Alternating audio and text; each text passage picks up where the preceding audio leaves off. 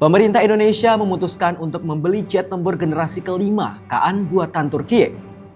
Keputusan ini langsung memicu perbincangan hangat, apalagi sebelumnya Indonesia sudah lebih dulu memesan jet Rafale dari Prancis. Jadi apa alasan dibalik pilihan ini? Apakah KAAN benar-benar lebih unggul dari Rafale? Atau ini soal strategi politik dan efisiensi anggaran? Saya Muhammad Dafa, selamat datang di Brigade. Standby. Pemerintah Indonesia resmi menandatangani kontrak pembelian 48 unit pesawat jet tempur KAAN dari Turkiye. Penandatanganan berlangsung dalam rangkaian Pameran Pertahanan Internasional 2025 di Istanbul dan disaksikan langsung oleh Menteri Pertahanan Syafri Syamsuddin pada Sabtu 26 Juli 2025. Kontrak ini bukan sekadar pengadaan alutsista canggih, tetapi juga bagian dari strategi jangka panjang untuk memperkuat kapasitas industri pertahanan dalam negeri. Nggak main-main, 48 pesawat tempur KAAN ini dibanderol sekitar 160 triliun rupiah. Nantinya pengiriman jet dilakukan secara bertahap selama 10 tahun ke depan. Pengiriman pertama KAAN ke Indonesia dijadwalkan mulai 2029 dengan proses produksi dan pelatihan pilot dilakukan secara bertahap. TNI Angkatan Udara berencana menempatkan KAAN sebagai tulang punggung pertahanan udara bersama Rafale, menciptakan kombinasi antara pesawat tempur serbaguna dan pesawat siluman generasi terbaru. Selain itu, kesepakatan ini juga mencakup kerjasama teknologi, di mana sejumlah kemampuan manufaktur dalam negeri Indonesia akan dilibatkan dalam proses produksi.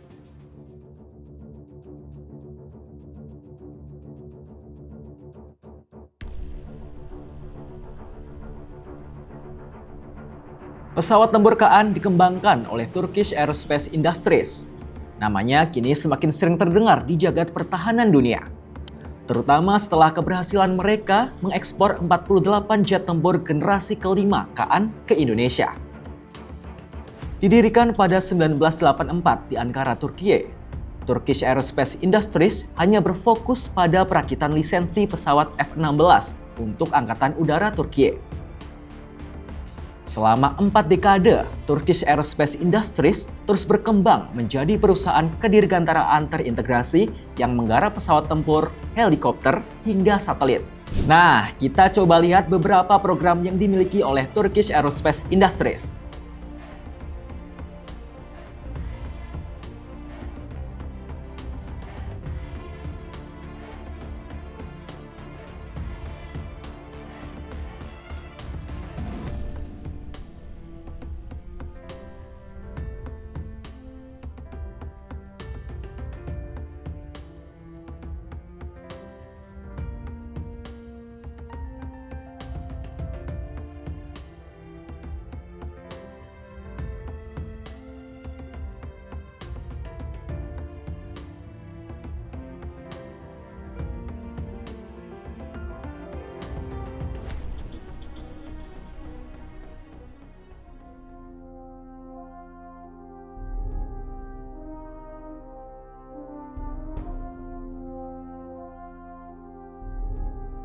Sebelum kita adu kekuatan KAAN versus Rafale, ternyata ada cerita menarik nih. Kenapa akhirnya Indonesia kepincut sama KAAN ketimbang Rafale? Sebelum KAAN dipilih, Kemenhan yang kala itu masih di bawah pimpinan Prabowo Subianto sebenarnya sudah memesan 42 unit jet tempur Rafale, pabrikan Dassault Aviation buatan Perancis. Bahkan Kepala Staf Angkatan Udara Marsikal Tony Haryono bilang, ada 6 unit jet tempur Rafale yang bakal tiba secara bertahap di Indonesia pada tahun 2026. Perbandingan KAAN dan Rafale cukup menarik karena keduanya berada di kelas teknologi yang berbeda meski sama-sama dirancang untuk menjadi tulang punggung Angkatan Udara. Dari segi generasi pesawat, KAAN adalah generasi kelima yang mengutamakan teknologi siluman, sensor canggih, dan manajemen pertempuran modern. Sedangkan Rafale generasi 4.5 yang punya teknologi canggih tapi tidak dirancang sebagai pesawat siluman penuh. Teknologi siluman, KAAN memiliki desain bodi, material, dan penempatan senjata di dalam badan pesawat untuk mengurangi jejak radar. Sementara Rafale menggunakan material dan desain yang mengurangi jejak radar. Tapi senjata sebagian besar dibawa di luar badan pesawat sehingga tingkat stealth lebih rendah. Kalau dari sisi radar dan sensor, KAR memiliki radar AESA generasi terbaru dengan kemampuan sensor fusion, menggabungkan data dari berbagai sensor untuk kesadaran situasi yang lebih luas. Kalau Rafale juga dilengkapi radar AESA dan sensor IRST, namun kemampuan sensor fusion masih di bawah standar generasi 5. Kalau dilihat dari performa dan mesin, KAN dibekali dua mesin General Electric F110, kecepatan lebih dari Mach 1,8 dan efisiensi bahan bakar. Sementara Rafale mesin Snecma M88 dan dapat melaju dengan kecepatan Mach 1,8 tapi hanya pada kondisi terbatas. Nah, untuk peran tempur nih, KAN berfokus pada air superiority dengan kemampuan serangan darat presisi tinggi, operasi jarak jauh, dan network-centric warfare. Kalau Rafale, multi-role serbaguna, unggul dalam serangan darat, udara, laut, dan misi nuklir.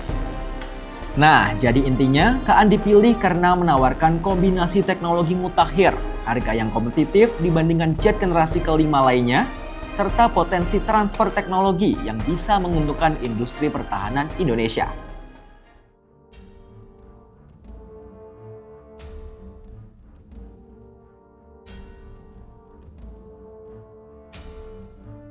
Keputusan pemerintah Indonesia untuk membeli 48 unit jet tempur generasi kelima KAN buatan Turkish Aerospace Industries senilai sekitar 160 triliun rupiah memicu pertanyaan publik. Mengapa pembelian besar ini dilakukan saat pemerintah gencar mengampanyekan efisiensi anggaran? Memang sekilas keputusan pemerintah kali ini terasa janggal.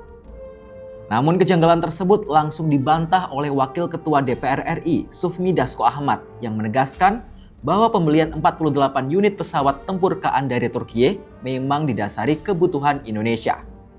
Hal senada juga terlontar dari Menteri Sekretaris Negara Prasetyo Hadi yang menegaskan bahwa meskipun anggaran negara tengah di bawah tekanan efisiensi, namun pembelian pesawat tetap didukung melalui realokasi anggaran dari pos yang kurang produktif ke sektor strategis.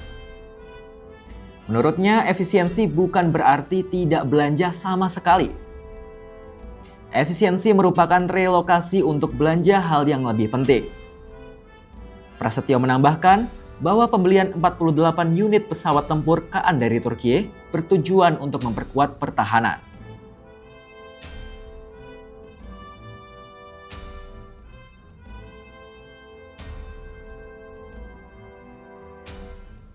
Saat memberikan pengarahan kepada para komandan satuan TNI pada Februari 2025, Presiden Prabowo menekankan pentingnya kekuatan pertahanan nasional dalam menjaga kedaulatan.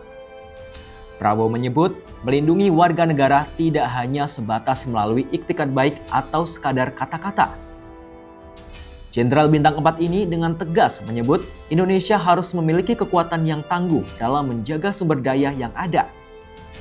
Saat gelar upacara kehormatan militer di Batu Jajar 10 Agustus 2025, dengan lantang Prabowo kembali menegaskan komitmennya. Dalam situasi geopolitik global yang penuh ketidakpastian, Indonesia harus memiliki sistem pertahanan yang kuat.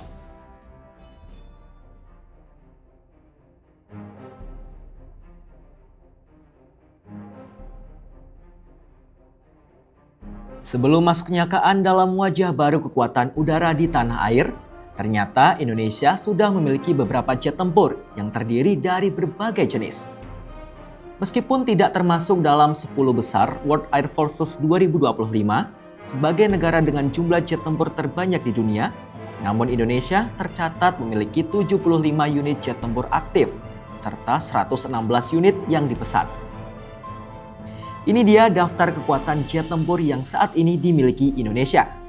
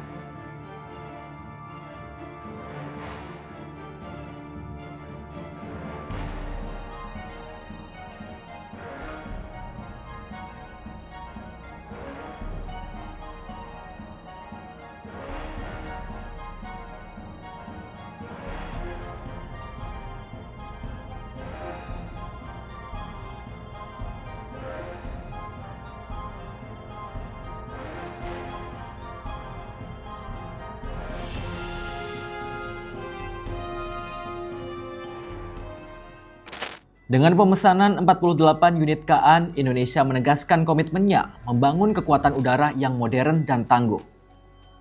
Meski dilakukan di tengah tuntutan efisiensi anggaran, langkah ini dianggap sebagai investasi strategis yang manfaatnya akan dirasakan puluhan tahun ke depan.